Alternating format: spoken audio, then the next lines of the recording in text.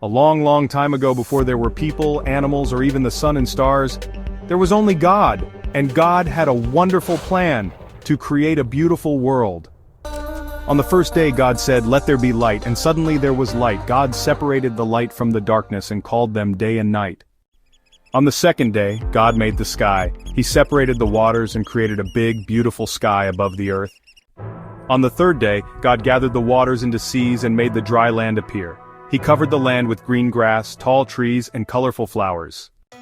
On the fourth day, God placed the sun in the sky to shine during the day and the moon and twinkling stars at night.